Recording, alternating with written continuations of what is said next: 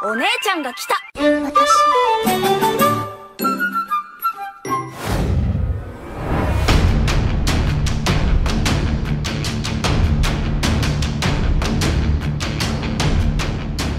Halo, apa kabar semuanya? Salam kenal dan selamat datang di channel Playlist ID.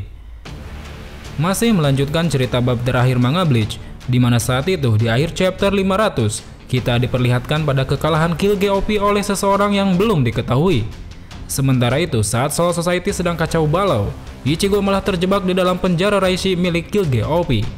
Well, tanpa menunggu waktu lama, sebelum kita lanjutkan ceritanya, pasang dulu sabuk pengaman dan segera bunyikan tombol loncengnya.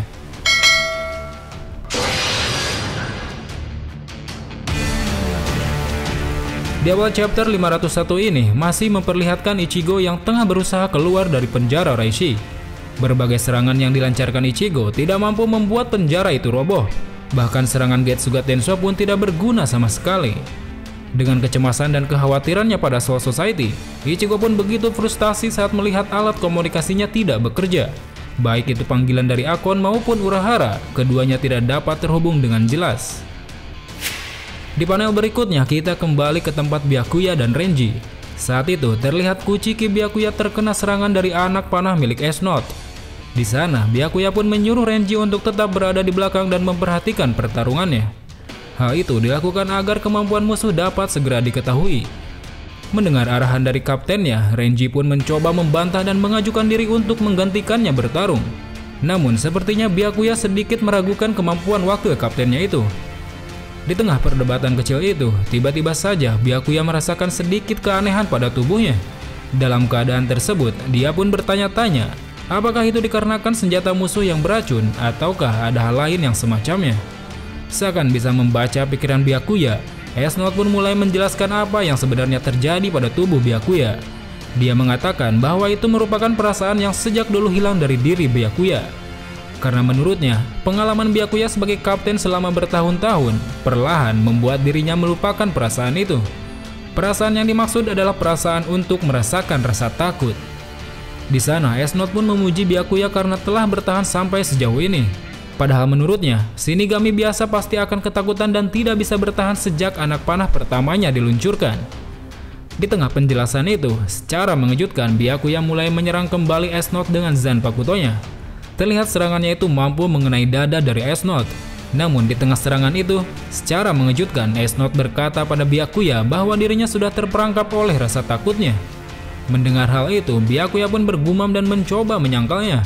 Dia berpendapat bahwa selama ini dia tidak pernah kehilangan rasa takut dalam pertarungan. Yang ada, dia mampu mengatasinya setiap kali kematiannya di ujung tanduk. Saat mengatakan hal itu pada dirinya sendiri, seketika Byakuya pun terbayang akan sosok Kuchiki Rukia yang ada di depannya. Namun tiba-tiba saja bayangan itu pun perlahan berubah menjadi sosok yang sangat menyeramkan. Secara mengejutkan, rupanya bayangan itu merupakan representasi dari serangan balik yang dilancarkan S-Note pada Byakuya. Terlihat jelas, kini S-Note pun berhasil menghunuskan tangannya dan menembus perut Byakuya hingga berdarah. Kemudian setelah itu, S-Note mengatakan pada Byakuya bahwa ketakutan itu tidak memiliki alasan dan tidak terbatas, karena baginya rasa takut itu bagaikan serangga yang tengah merayapi tubuhnya. Seolah menganggap hal itu hanyalah omong kosong, dengan amarah yang bergejolak, Kuchiki Byakuya kembali melancarkan serangan ke arah S-Note. Di sisi lain, tiba-tiba saja S-Note mencoba mengeluarkan medali yang telah dia gunakan untuk mencuri Bankai. Seolah ini akan menjadi akhir bagi Shinigami yang berwibawa. Terlihat saat itu sebuah kelopak sakura tengah jatuh ke arah Kuchiki Rukia. Hal itu pun lantas membuat Rukia khawatir pada sosok kakaknya. Secara mengejutkan, di akhir panel kita diperlihatkan pada sosok S-Note yang mampu melancarkan serangan Bankai Senbon Zakura Kageyoshi. Terlihat jelas kini Byakuya tengah bermandikan darah tepat di hadapan S-Note.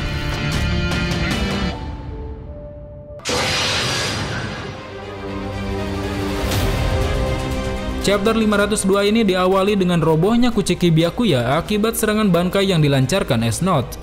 Dalam keadaannya yang terluka parah, sepertinya Byakuya tengah mencoba bangkit kembali. Tepat di depannya, S-Note pun menegaskan pada Byakuya bahwa dia tidak mungkin bisa menang melawan Bankainya sendiri. Kemudian tak lama setelah itu, tiba-tiba saja dari arah belakang S-Note, Renji mulai menyerang dengan amarah yang luar biasa. Dia berkata bahwa orang seperti S-Note tidak layak menggunakan Senbon Sakura. Terlihat serangannya itu mampu menghantam S-Note dengan keras dan membuat sebuah ledakan di sana. Sementara itu dari arah Kuchiki Rukia, sadar bahwa ada sesuatu yang terjadi pada Byakuya, dia pun memutuskan berlari menuju ke pertempuran kakaknya. Namun di tengah jalan tiba-tiba saja dia mendapatkan serangan yang entah dari siapa datangnya. Kita kembali ke pertarungan Renji dan S-Note. Saat itu terlihat S-Note mampu menghalau serangan Renji hanya dengan tangan kosong. Kemudian S-Note pun mencoba menyerang balik dengan teknik Senbon Sakuranya ke arah Renji. Di tengah serangan itu, dari arah belakang tampaknya Byakuya tengah mencoba bangkit kembali. Namun belum sempat dia melancarkan serangan, dia malah langsung mendapatkan serangan bertubi-tubi dari S-Note. Terlihat ribuan kelopak Sakura tengah menyayat-nyayat tubuhnya tanpa henti. Kini pertarungan tersebut sudah berubah menjadi sebuah penyiksaan. Di sini wajah Byakuya sungguh tidak berdaya dibuatnya. Tidak terima melihat kaptennya diserang secara bertubi-tubi, Renji pun kini berada di puncak amarahnya.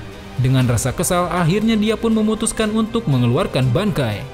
Namun secara mengejutkan, tiba-tiba saja sebuah serangan dari arah samping menggagalkan pelepasan Bankainya. Terlihat serangan yang sangat keras itu mampu mementalkan Renji hingga menabrak beberapa bangunan. Rupanya orang yang telah menyerang Renji adalah Stand Leader S Mas the Masculine. Di sisi lain, kita diperlihatkan pada kondisi Zanpakuto Byakuya yang tiba-tiba saja hancur. Dengan tatapan mata yang setengah kosong, dia pun menyadari bahwa saat ini Renji dan Rukia tengah tumbang di hadapan para musuh.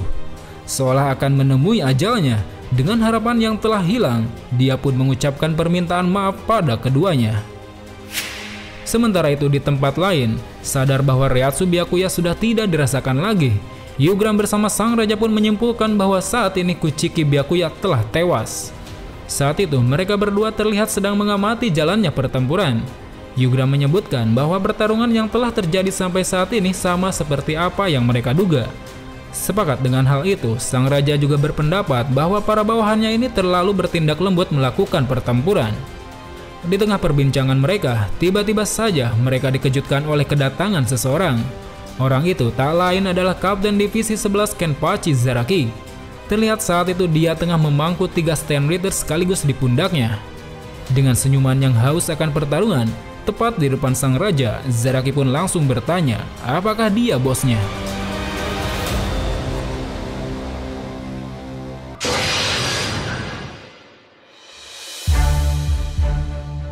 Melanjutkan situasi terakhir chapter sebelumnya, chapter 503 ini tengah memperlihatkan Yugram yang terkejut dengan kedatangan Kenpachi Zaraki. Yang mana saat itu dengan Reiatsu yang sangat kuat, Kenpachi Zaraki tengah memangku 3 Stand Leader yang telah dia bantai di pundaknya.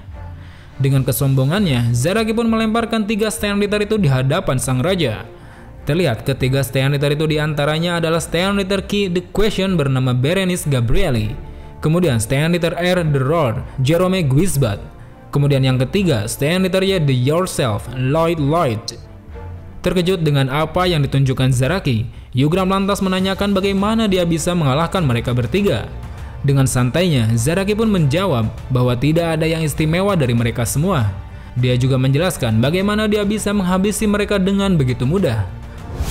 Menurutnya, Stand Leader pertama Jerome Guisbat, dia memiliki kekuatan menjadi monyet raksasa, yang mana dia mampu melemparkan musuh hanya dengan suaranya.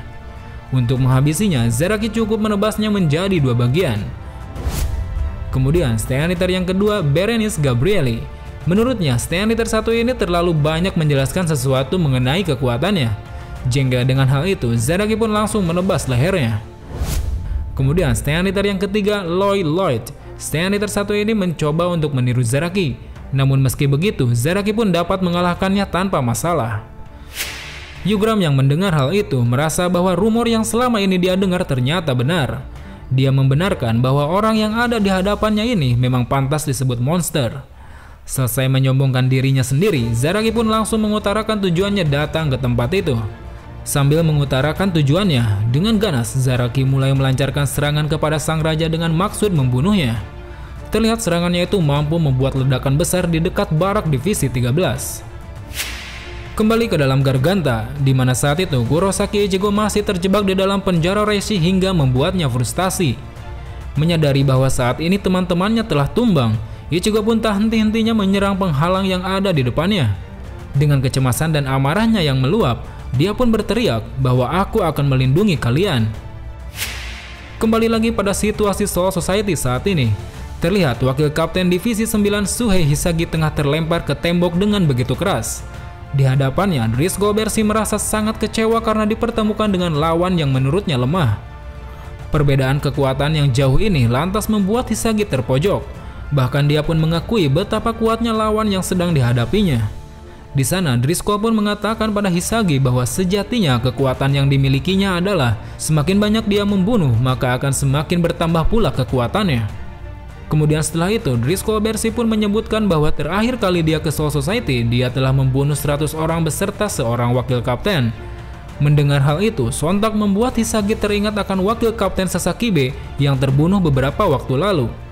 Belum sempat Hisagi meluapkan amarahnya, secara mengejutkan Driscoll langsung melemparkan senjata mematikan ke arahnya. Senjata tersebut memiliki bentuk seperti salib raksasa yang memiliki ujung yang runcing, persis seperti senjata yang telah membunuh wakil kapten Sasakibe. Sesaat serangan itu hampir mengenainya, tiba-tiba saja kita dikejutkan dengan adanya seseorang yang mampu menangkis serangan itu. Terlihat tepat di depan Hisagi, secara mengejutkan muncul sosok Komandan Yamamoto yang telah menyelamatkan hidupnya. Dengan raut wajah yang dipenuhi amarah, kini Yamamoto pun tengah berada di hadapan Driscoll Bersi. Di sisi lain, melihat kedatangan Komandan Gotei 13 tampaknya tidak membuat Driscoll ketakutan. Sebaliknya, dia malah senang dan menganggap bahwa dia beruntung telah dipertemukan langsung dengan pemimpin tertinggi. Kemudian setelah itu, secara mengejutkan, Driscoll Bersi mulai memperlihatkan sebuah medali, yang mana medali itu merupakan medali yang dipakainya untuk mencuri bangkai. Sepertinya dia tengah berencana akan menggunakan bangkai tersebut untuk membunuh Komandan Yamamoto.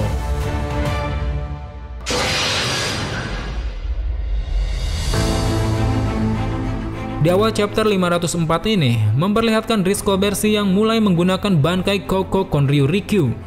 Terlihat gumpalan petir berwarna ungu tengah menyelimuti area Driscoll Bersi. Melihat hal itu, lantas membuat Komandan Yamamoto pun teringat pada wakil kapten Sasakibe, yang mana bangkai yang dilihatnya saat ini adalah bangkai milik wakil kaptennya sendiri. Sambil mengenang akan sosok rekannya, dengan kesedihan yang mendalam, Yamamoto mencoba menguatkan diri dengan tetap tenang dan tidak terprovokasi. Kemudian tak lama setelah itu, Driscoll Bersi pun akhirnya mulai melancarkan serangan bangkai pertamanya kepada Yamamoto. Namun bukannya menghindar, Komandan Yamamoto malah berdiam diri terkena serangan itu. Di tengah serangan itu, secara tiba-tiba kita diperlihatkan dengan masa lalu dari Komandan Yamamoto. Masa itu adalah masa ketika Yamamoto masih muda, yang mana masih menjadi instruktur kepala sekolah Genji. Saat itu, Chojiro sering mengunjungi Yamamoto dan sering memanggilnya dengan sebutan Eijisai. Nama panggilan itu dia dapatkan dari bekas luka di dahi Yamamoto yang berbentuk huruf E. Alasan lain pun dia katakan bahwa baginya akan sangat lancang jika dia memanggil Yamamoto dengan nama aslinya. Mendengar hal itu, lantas membuat Yamamoto pun yang tadinya kesal, kini mulai menanyakan tujuan kedatangannya setiap hari ke tempat itu. Dengan jujur dan tanpa basa-basi, Chojiro pun menjawab bahwa kedatangannya kemari bukanlah untuk menjadi muridnya, melainkan menjadi tangan kanannya. Karena baginya, jika menjadi seorang murid, pada akhirnya dia hanya akan meniru gurunya. Berbeda dengan menjadi seorang tangan kanan, dia harus mampu mengimbangi apa yang tidak bisa dilakukan tuannya. Mendengar hal tersebut sontak membuat Yamamoto terdiam. Kemudian saat dia mengetahui bahwa Chojiro sudah bisa menguasai bangkai, tanpa ragu Yamamoto pun menantangnya untuk berduel. Saat pertarungan berakhir dengan kemenangan Yamamoto, secara mengejutkan kini Yamamoto harus rela menerima luka permanen di dahinya atas serangan bangkai milik Chojiro. Sejak saat itu, Yamamoto tidak lagi meragukan tekad Chojiro. Terbukti selama bertahun-tahun Chojiro terus berlatih tanpa lelah untuk memperkuat dirinya. Sampai-sampai tidak ada seorang pun di Soul Society yang tidak tahu namanya. Kini luka di dahi Yamamoto yang menjadi bersilang membuat semua orang mulai memanggilnya dengan panggilan Jujisai. Berbeda dengan Chojiro, dia malah tetap memanggilnya dengan sebutan lamanya. Karena menurutnya dia tidak bisa memanggil Yamamoto dengan sebutan baru hanya karena luka yang telah dibuatnya. Berdasarkan hal itu, akhirnya Yamamoto memutuskan untuk memanggil dirinya sendiri dengan sebutan Genryusai. Kita kembali pada masa sekarang di mana Komandan Yamamoto sedang bertarung melawan Driscoll Bersi. terlihat Yamamoto masih berada di bawah serangan Bankai milik wakil kaptennya.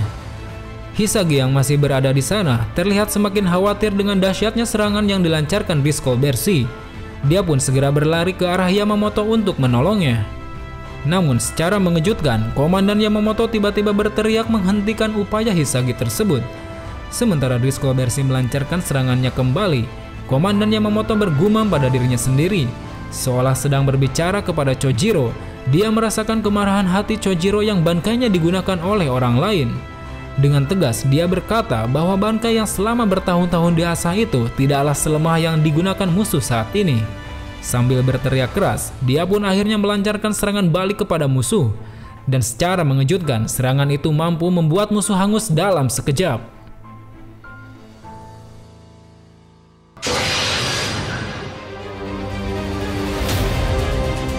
Di awal chapter 505 ini, kita diperlihatkan pada kondisi Driscoll Bersih yang tengah terbakar atas serangan yang dilancarkan oleh Yamamoto.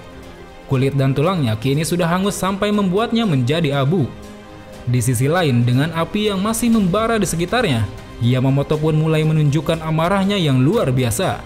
Sosoknya kini bagaikan sang penjaga neraka yang mampu merubah apapun menjadi abu. Kemudian setelah itu, diperlihatkan Yamamoto tengah berjalan ke arah Hisagi, seolah ingin menenangkan bawahannya. Dengan tegas dia berkata bahwa dia akan membunuh siapapun yang akan menjadi musuh Soul Society. Diliputi kemarahan yang besar, dengan cepat Komandan Yamamoto pun segera bergegas ke medan pertempuran selanjutnya. Terlihat kemarahannya yang telah memuncak itu lantas membuat para kapten GOT 13 mulai merasakan kehadirannya. Baik itu Kensei, Mayuri, Rojuro, Ukitake maupun Unohana seketika menunjukkan kecemasan atas kemarahan sang komandan. Sementara itu di tempat lain, para kapten lain termasuk Soifon juga sangat terkejut sekaligus cemas saat mengetahui bahwa komandannya sedang diliputi kemarahan.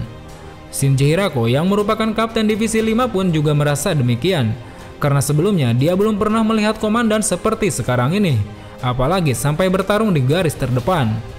Perasaan yang sama juga dirasakan Kapten Hitsugaya beserta wakil kaptennya Rangiku. Dia berpendapat bahwa sebagai pasukan GOT 13, mereka tidak boleh membiarkan musuh mengalahkan mereka dengan begitu mudah. Kita pindah ke tempat Kapten Sajin Komamura. Saat itu dia tengah memerintahkan pasukannya untuk bangkit kembali bertempur. Dengan lantang dia memarahi pasukannya yang terlalu mudah dikalahkan oleh musuh, sampai-sampai komandannya sendiri harus turun bertempur di garis terdepan. Mendengar hal itu, secara ajaib para pasukan tersebut mulai bangkit kembali. Dengan semangat yang tinggi, kini mereka siap kembali bertempur melawan musuh yang ada di hadapannya. Tepat di depan mereka, Bambi atau Buster Bayan yang sebelumnya telah menumbangkan mereka, tampaknya merasa keheranan dengan bangkitnya para pasukan, karena menurutnya para Shinigami itu seharusnya sudah hampir mati. Sementara itu di tempat Kapten Kyoraku, sepertinya dia juga merasakan amarah dari sang komandan. Dia mengaku hal itu sampai membuatnya merinding dan merasa seperti diceramahi olehnya. Sadar dengan komandannya yang saat ini tengah mengamuk, lantas membuat Kyoraku pun semakin bersemangat melawan musuh yang ada di hadapannya. Di panel berikutnya, kita dikejutkan dengan apa yang telah terjadi pada Zaraki, yang sebelumnya mencoba menantang pemimpin tertinggi Stand Ritter. Secara mengejutkan, kini Kenpachi Zaraki tengah tidak berdaya di genggaman sang raja. Sambil menggenggam leher Zaraki, sang raja berkata bahwa dia salah menilai Zaraki sebagai orang yang paling potensial. Di hadapan sang raja, Zaraki yang sudah tidak berdaya tampaknya sudah tidak memiliki harapan. Di tengah ketegangan itu, secara mengejutkan, tiba-tiba datang seseorang dengan kekuatan yang meluap-luap. Seseorang itu tak lain adalah Komandan Genryusai Yamamoto. Dengan api dan kemarahan yang membara, dia menyapa musuhnya yang sudah lebih dari 1000 tahun tidak bertemu. Dengan tegas, dia berkata, "Aku datang ke sini untuk memusnahkanmu, Yuhafa."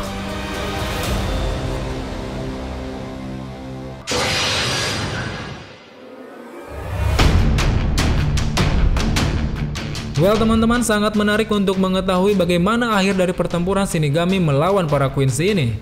Apakah Komandan Yamamoto mampu menghadapi musuh lamanya itu? Pantengin terus channel ini karena ceritanya masih sangat panjang. So, sampai jumpa di video selanjutnya.